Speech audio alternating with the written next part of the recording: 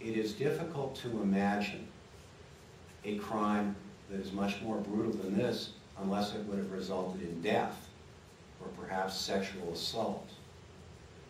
But this is a terrible crime. It confirms all of our worst nightmares.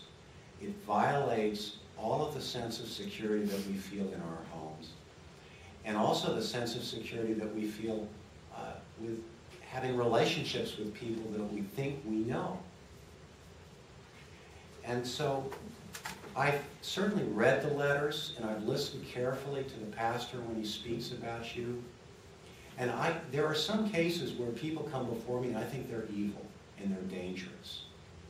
I'm not sure. I don't think you fit into that category. I'm prepared to believe that as a result of the drugs that you were taking, that you did something that was out of character. That's pretty evident from the fact that you don't have a prior history. But the fact of the matter is you committed a terrible crime. And I think that the sentence has to reflect that.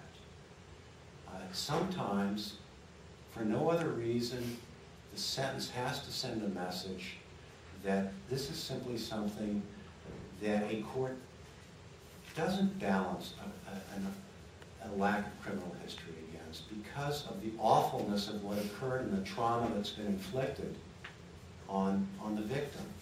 So the low end of the sentencing range is completely inappropriate in light of these facts. And I've also concluded that the mid-range is not acceptable, given what happened in this case. And frankly, the difference between the mid-range, which is 30 months, and the upper end of the range, which is 34 months, is really quite insignificant. When you factor in that given good behavior, you're going to get a third of that off anyway, we're only talking about two and a half months. And I think it's important, if nothing else symbolically, to impose a sentence that gives the maximum punishment for what happened here. And so I am going to impose 34 months on the burglary. And by doing that, Mr.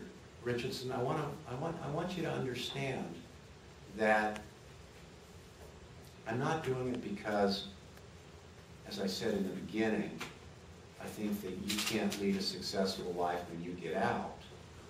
I am hoping that what your pastor said is true and that there's a warm community waiting for you and that you can address your substance abuse problems and somehow get reintegrated into society and that this will never happen again. I think that is at least possible.